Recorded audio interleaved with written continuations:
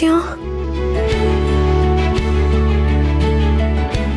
ये वही वकील है जिसकी तो इतने दिन से बात कर रही थी।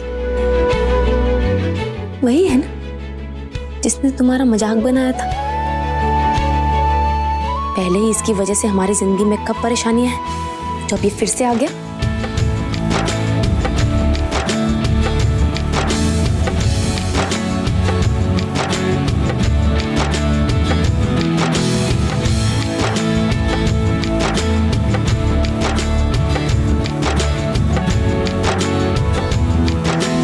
कार्रवाई शुरू की जाए।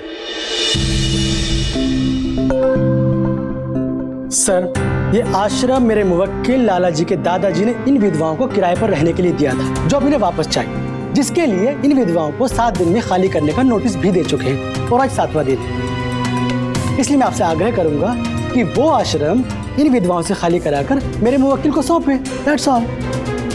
बचाव पक्ष अपनी दलील पेश कीजिए। किस अधिकार से ये विधवाएं उस आश्रम में रह रही? जब लाला जी का आश्रम है और लाला जी उसे खाली कराना चाहते हैं, तो इन सारी विधवाओं को बाइज्जत ये आश्रम खाली करके लाला जी को दे देना चाहिए। सर, हम आपके माध्यम से इन्हें बताना चाहते हैं कि इनके दादाजी ने इन औरतों को वो आश्रम रहने के लिए दिया था। उस समय पर इनके दादाजी के बीच और उन औरतों के बीच की गई अग्रीमेंट की कॉपी हमारे पास है। उस अग्रीमेंट के मुताबिक हर महीने ये औरतें किराया जमा करती है, बिजली और पानी का बिल जमा करती है। हमारे कानून के मुताबिक सर, जो लोग एक स्थान पर कुछ सालों से रह रहे हो और उस स्थान का सारा खर्चा उठा रहे हो, तो वो स्थान सिर्फ एक स्थान नहीं रहता बल्कि उनका घर बन जाता है। अब मैं इनसे ये पूछना चाहता हूँ कि इतने सालों बाद वो कौन सा कारण है जिसकी वजह से लाला जी ने इन्हें इविक्शन का नोटिस दिया, वो भी सिर्फ 7 दिन की मोहलत पर, जबकि ये लोग वहां कई सालों से रह रहे हैं। सर, हमारे पास ना सिर्फ अग्रीमेंट है बल्कि 900 रुपए के रसीदें हैं जो हर महीने किराए के तौर पर जमा की जाती है। 500 रुपए के बिजली और पानी के बिल भी जमा किए जाते हैं। इससे ये बात भी स्पष्ट होती है सर कि ये लोग आश्रम के कर्ता धर्ता है। सारी जिम्मेदारी, सारी देखरेख ये औरतें करती हैं सर,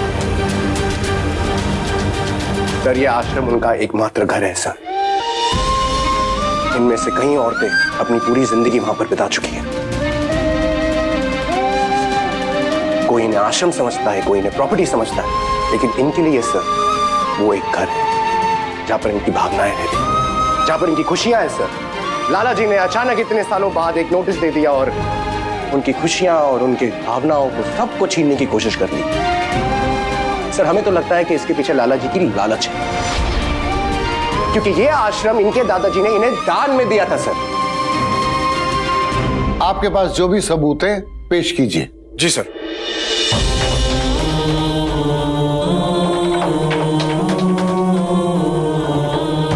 अग्रीमेंट के पेपर्स,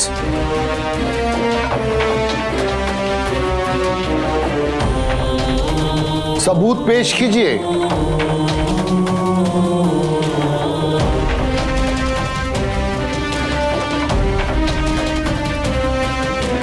ओरिजिनल पेपर्स लाओ।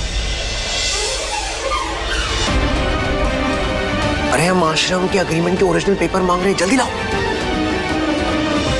बेटा, वो पेपर तो हमने तुम्हारे आदमी के हाथ में दे दिए थे। पूरी फाइल दी थी उसको। नहीं, हमने किसी को नहीं भेजा। तुम ना हमारे साथ ही खेल खेलना बंद करो। तुम्हारा आदमी खुद आया था कागज लेने, हमने अपने हाथों से दिए है कागज। अभी बहाना मत बनाओ। अरे, हम कह तो रहे हैं हमने किसी को नहीं भेजा। झूठ मत बोलो। हम झूठ बोल रहे हैं। डीएम साहब के सामने अपने ही वकील को झूठा ठहरा रही हो। हम आए इतनी दूर से तुम्हारे लिए केस लड़ने को, तुम हमको झूठा ठहरा रहे हो। वाह, very nice.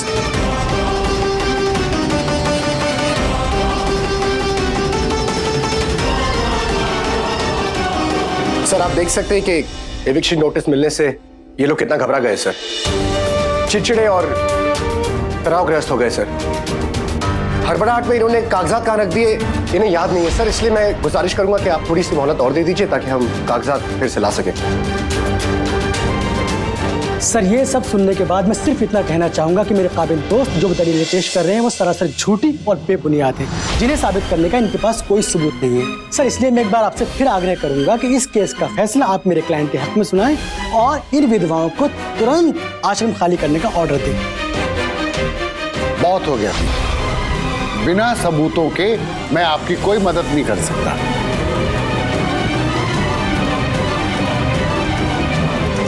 The case is... sir एक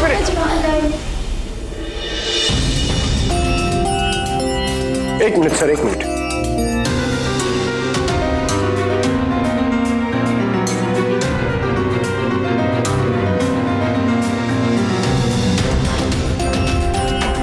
I have a question. क्या आपका ऑफिस फोटोग्राफिक एविडेंस एक्सेप्ट करता है सर? जी। ये देखिए सर। सर इस तस्वीर को ध्यान से देखिए। इस तस्वीर के मुताबिक ये आश्रम कम से कम 40 साल से भी ज्यादा पुराना है सर।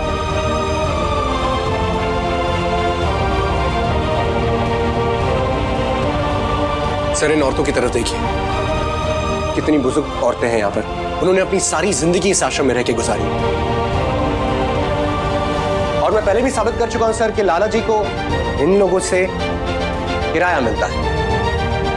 इसीलिए लाला जी ने इतने सालों से अब तक कुछ नहीं कहा, ना ही कोई इविक्शन नोटिस भेजा। तो आज अचानक क्यों? सर ये इनका एकमात्र घर है। ये औरतें अकेली इस आश्रम की लड़ रही हैं। अगर आपको विश्वास नहीं होता तो आप मोहल्ले में जाके उन लोगों से पूछ सकते हैं सर जो आसपास रहते हैं कि ये आश्रम कितना पुराना है। उसके लिए तो किसी प्रमाण की जरूरत नहीं पड़ती ना सर। सर हमारी बस यही विनती है आपसे कि आप थोड़ी सी मोहलत और दे दीजिए हमें, ताकि हम अग्रीमेंट के पेपर्स के साथ साथ कुछ और प्रमाण आपके सामने पेश कर सकें। डीएम साहब, दया कीजिए हम विधवाओं पे। इस फोटो को देखने के बाद और आपकी परिस्थितियों को जानने के बाद मैं आपको तुरंत स्टे ऑर्डर दे देता हूं। लेकिन एक बात, इंद्राणी, तो अब हम आश्रम में रह सकते हैं?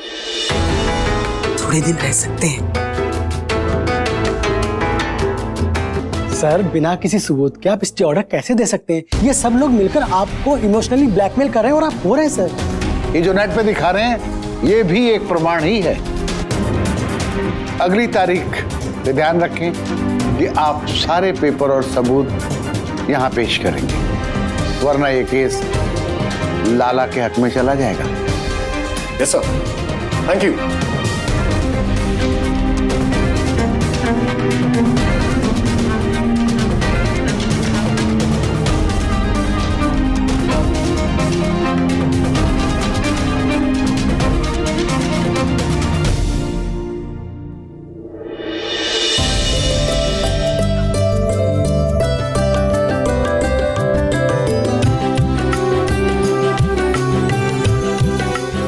हेलो, अब किस बात का गुस्सा है? इस बार तो कुछ भी करके हमने बचा लिया, बिना प्रमाण के स्टे ऑर्डर दिला दिया आपको। अगली बार कागजातों को साथ में लेकर आना, नहीं तो हम केस नहीं जीत पाएंगे। समझ में आया? कागज?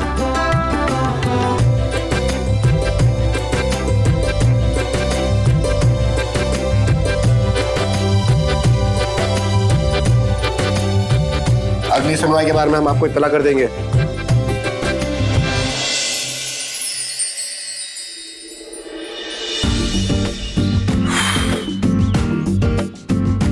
सही है विप्लव, जिसके लिए इतनी मेहनत की, केस लड़ा, लेकिन उन्होंने पेपर लट के थैंक यू तक नहीं बोला। अगर हमें पहले पता होता ना ये वही लड़की है तो हम टाइम वेस्ट करने को आते ही नहीं। हम क्या कह रहे हैं कि बड़ी अम्मा और दुलारी माई तो अंदर वो कागज ला रही हैं, तो हम रिक्शा के लिए बोल दें। धनिया वही लड़का था ना, ये बड़े बड़े सपने दिखाकर हम सबका वक्त बर्बाद कर दिया। वो हमारा केस अच्छे से कैसे लड़ेगा धानी? वो वही लड़का है ना जिसने तुम्हारा मंदिर में तमाशा बनाया था, और आज उसकी वजह से ही हमें और आश्रम में कितनी मुसीबतें आई। पता नहीं फिर से हमारे आश्रम पे काला छाया बन के मंडरा रहा है। भगवान जाने वो चाहता क्या है। आज उसने हमें वहां लाकर खड़ा कर दिया जहां हम कुछ नहीं कर सकते। पर और वो लड़का हमारे साथ ऐसा क्यों करेगा? हमने कौन सा उसका कुछ बिगाड़ा है? सुवर्णा, वो लड़का कुछ भी कर सकता है। वो अपने अलावा सोचता कहाँ है किसी की? कहा है ना, क्यों राक्षस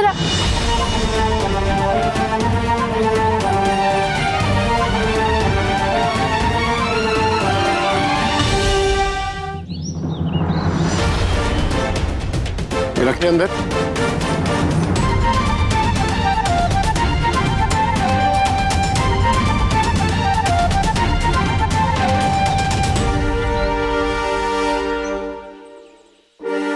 यार हमें समझ में नहीं आता कि तुम्हारी प्रॉब्लम क्या है। विश्वास नहीं होता तुम लोग यहाँ खड़े खड़े हमें सुना रहे हो। जो इंसान इतनी मुश्किलों का सामना करके दिल्ली से बनारस तुम्हारे लिए केस लड़ने के लिए आता है, तुम उसी को भला बुरा कह रही हो? यही सिखाया तुम्हारे धर्म ने? अरे हम तुम्हारे आगे हाथ जोड़ते हैं, अपनी समस्याओं के लिए हमें दोषी ठहराना बंद कर दीजिए। तुम्हें पता है हमें क्या लगता है? हमें लगता है कि तुम्हें अपनी जिंदगी में गधे की जरूरत है, और कई हद तक हमें यह भी लगता है कि उस गधे का काम तुम्हारी जिंदगी में हम कर रहे हैं। अरे कभी तो ठंडे दिमाग से सोच लिया करो, शायद तुम लोगों को अपनी गलती भी दिखाई दे दे। हर वक्त तो विप्लव की गलती नहीं हो सकती है ना।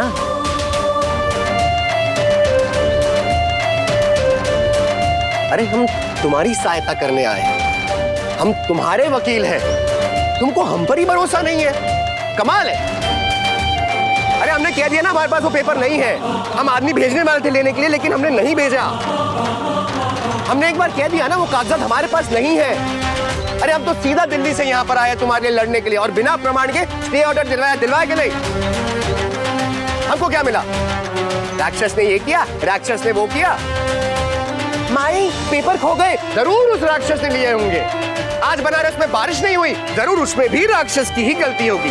हाय दैया, आज आश्रम में पानी नहीं आया, इनमें तो राक्षस का ही दोष होगा। अरे हद होती है यार, बनारस के घाट में गंदे है, सड़क खराब है, राक्षस का दोष है?